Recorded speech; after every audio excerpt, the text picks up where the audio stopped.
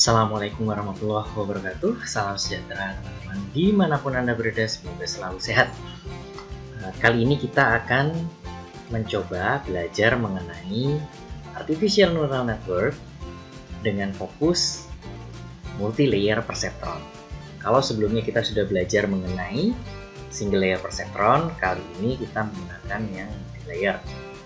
Nah, multi-layer perceptron di sini kita akan fokuskan kepada sistem backpropagation atau feedforward backpropagation ya.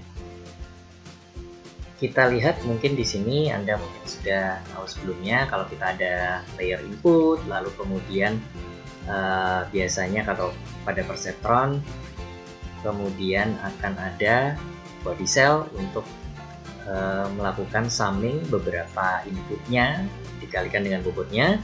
Nah, jika kita memiliki lebih dari satu neuron, maka kita bisa buat arsitekturnya seperti ini.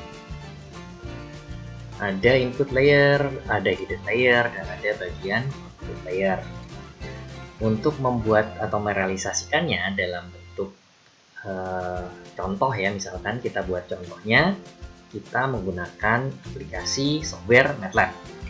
Kita buka MATLAB-nya seperti ini, lalu kita masuk kepada folder.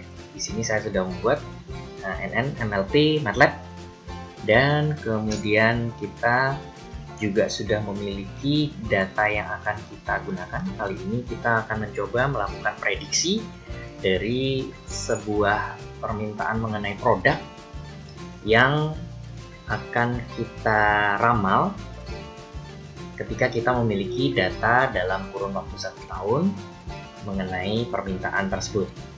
Lalu kemudian inputnya atau variabel inputnya adalah yang kita miliki adalah ketersediaan produk atau barang, lalu harga, dan juga variabel mengenai penjualannya. Ini bulan Maret sampai dengan bulan Februari, sekitar 1 tahun atau 12 bulan ya. Nah, data ini yang akan kita gunakan sebagai input, lalu kemudian outputnya atau target yang ingin kita dapatkan adalah seperti yang sudah tertera di sini. Output variabelnya kita namakan yield, variabelnya adalah x, 1, 2, dan 3. Dan nilai outputnya adalah nilai yang ingin kita jadikan sebagai referensi atau target kita. Kita coba saja membuatnya. Pertama di sini di bagian workspace kita klik kanan buat file baru, kita beri nama misalkan masukan sebagai inputnya, lalu kemudian kita beri nama yang kedua untuk keluaran atau outputnya ya.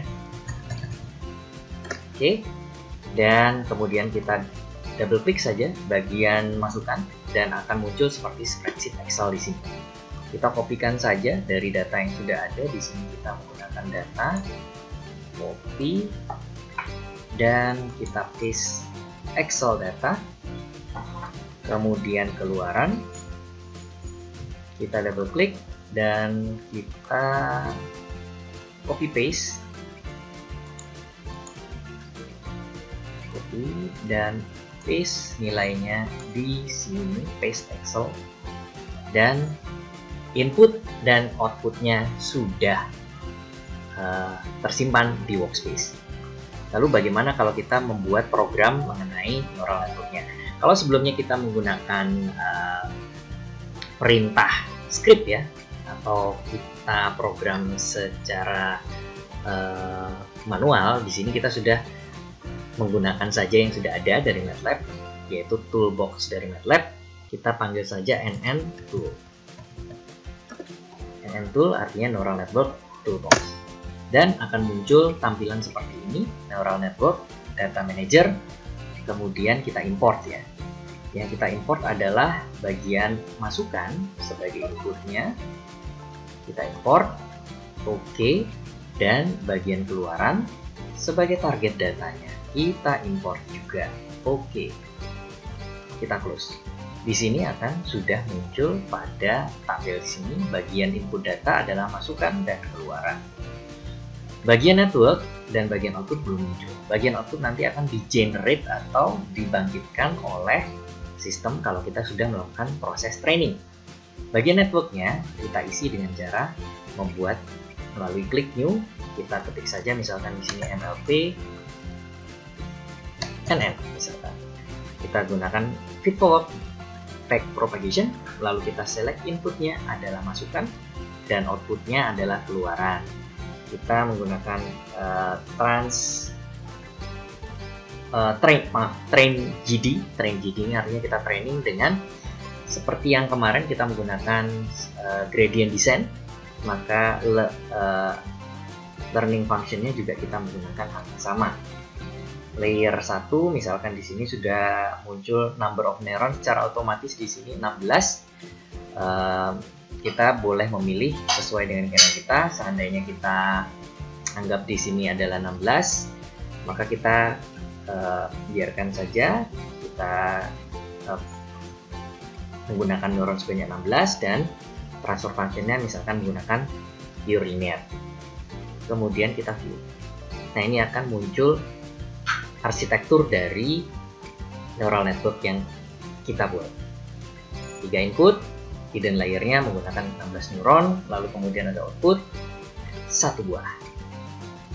Oke, kita close dan kita create. Pada saat kita create dan di sini sudah terbentuk new network MLPNN created. Kita close. Di bagian network muncul nama yang sudah kita save tadi. Kita double klik saja dan di sini akan muncul arsitektur yang tadi kita sudah buat. Kita akan melakukan training dengan cara train. Kita klik dan di sini kita isi dengan masukan maupun keluaran sebagai targetnya. Outputnya nanti akan memberikan file dengan nama ini, termasuk errornya secara otomatis ya. Lalu parameter trainingnya yang kita ubah. Misalkan di sini epochnya saya buat misalkan 5000. Lalu kemudian maksimum failnya akan saya buat juga 5000. Lalu misalkan di sini saya kurangi misalkan ya sudah, kita lakukan training. Ini adalah proses training. Kita lihat regresinya. Nah, bisa dilihat di sini bahwa sebenarnya target kita itu adalah yang Y. Di sini ada garis titik-titik ya. Garis titik-titik inilah sebagai panduan apabila training kita baik, dia akan merapat atau satu garis dengan garis titik-titik tersebut. Performance tersebut kita harapkan setiap kurvanya akan mendekati garis titik-titik tersebut. Di sini kita lihat bahwa yang warna merah ini agak sedikit menjauh ya. Maka kita mungkin akan coba training kembali.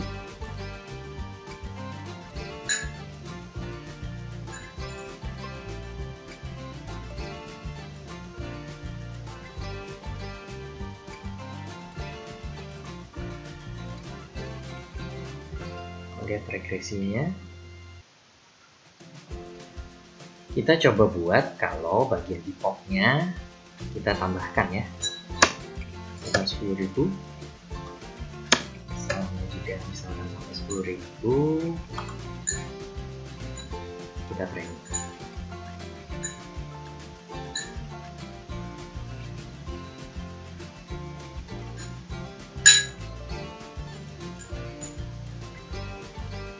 Kita tunggu sampai iterasinya sampai 10.000 juga, dan nantinya kita akan lihat performance-nya. Kita lihat progresinya. Ya, hanya bagian yang merah ya yang agak meleset. Kita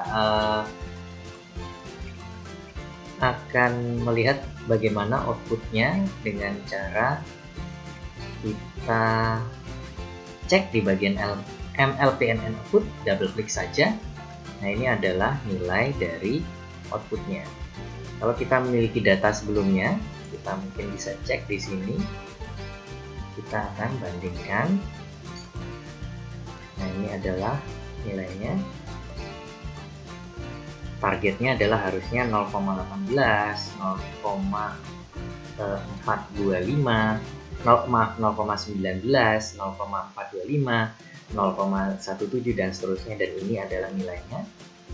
Bisa dilihat ada beberapa nilai yang agak berbeda ya, dan itu memang masih memerlukan proses pada saat pembelajarannya, tetapi kita bisa lihat sudah mulai mendekati.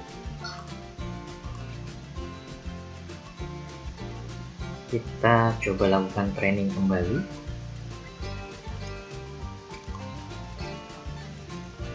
Train.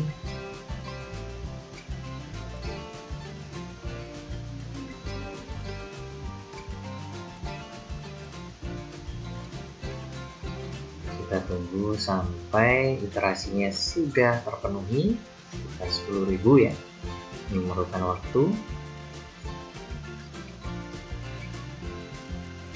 Selanjutnya kita akan lihat regresinya.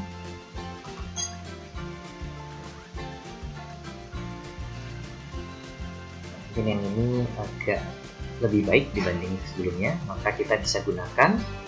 Dan bagaimana kita mengetahui nilai dari bobotnya? Kita bisa lihat di bagian sini. Nah, maka akan ada 16 kali 3 angka yang digunakan sebagai bobot. Jika kita ingin mengetahui errornya, kita juga bisa double klik di sini. Kita lihat bahwa error dari outputnya itu kurang lebih seperti 0,01, 0, sekian dan sebagainya, yang errornya cukup kecil ya. Artinya ini bisa kita gunakan sebagai referensi bahwa proses ajarnya mencukupi. Terima kasih. Wassalamualaikum warahmatullahi wabarakatuh.